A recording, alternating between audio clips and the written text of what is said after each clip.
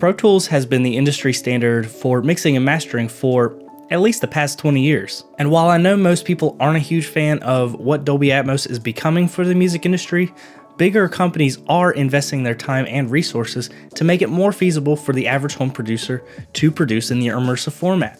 Since the release of Dolby Atmos Music and Apple's spatial audio, mixing in an immersive format is in demand for major record labels more than ever before. And the reason I bring all of this up is because Avid, or at least whoever owns Avid at the timing of this video, just released Pro Tools Update 2023.12. And there are a couple things to note about the update that could potentially change how music is created. And while I don't use Pro Tools, I'm hoping that some of these issues that were introduced in this update eventually get fixed. Let's get into it. So, you've stuck around this long into the video, so I know you're interested in seeing what has happened to Pro Tools in this recent update. But for the most part, it isn't anything groundbreaking, at least anyone going solely into music production. Let's get into the list of some things in this update. Marker and memory location improvements. Now, I'm not a Pro Tools guy, yet, but this feature of being able to add multiple sections of markers is something I haven't seen in any other workstation. This becomes very beneficial, especially if you are working with film scoring and sound design, where it can be handy to have various marker types. The first thing that came to my mind was, if I were working on a film score, I would already have enough of a hard time trying to figure out where my regular markers is. Why do I need more categories? Well, Avid actually gives you the ability to not only filter it by name, but also by number and color.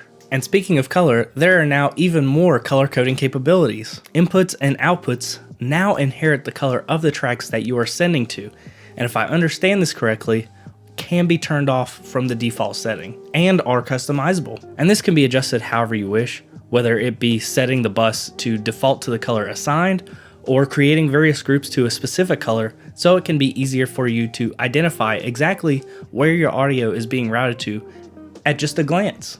Along with that are some quality of life updates, such as improvements to Sketch and same as source support for 264 video.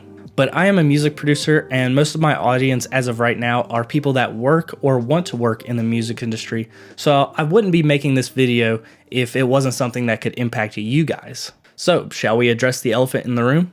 Pro Tools now includes a built-in Dolby Atmos renderer, meaning anyone that owns Pro Tools Studio or Ultimate can now work in Dolby Atmos without having to purchase an external renderer. And you might be thinking, this is fantastic, this is great. Kind of. Other DAWs have already integrated built-in renderers like Studio One and Logic Pro X, and the advantage of having this is so the DAW can have the panning capabilities natively without needing a separate panner plugin to send to an external renderer.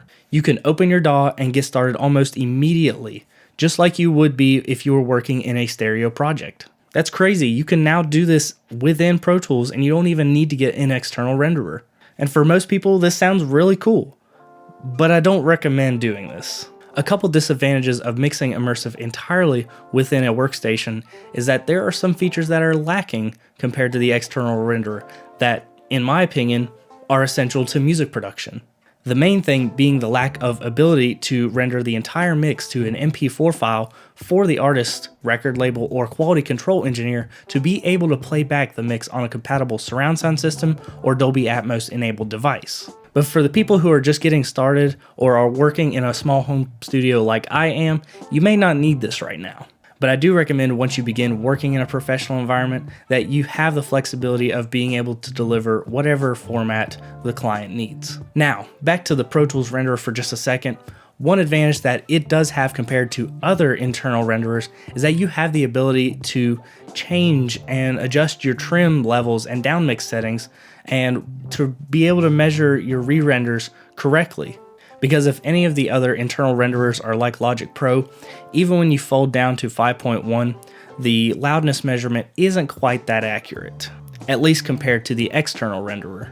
And on top of that, you don't get any downmix or trim controls to adjust how you want your mix to translate if it were played back in a smaller format. Now, even if you try to import a project with different trim settings, it'll actually give you a prompt that will let you know that those trim settings are just going to be ignored. and you will not be able to make adjustments for a later export. And in my opinion, this is extremely frustrating because if we're going to eventually be mixing solely through Dolby Atmos, we're going to need control over these settings, so whenever we export and deliver, it sounds correctly everywhere it goes. Avid is really taking the cake on this one compared to Apple. And speaking of Apple products, I have a video that goes into what the Apple Vision Pro might have in store for the average consumer and why music producers may need to watch out for them in the near future. But until then, I'll see you guys in the next video.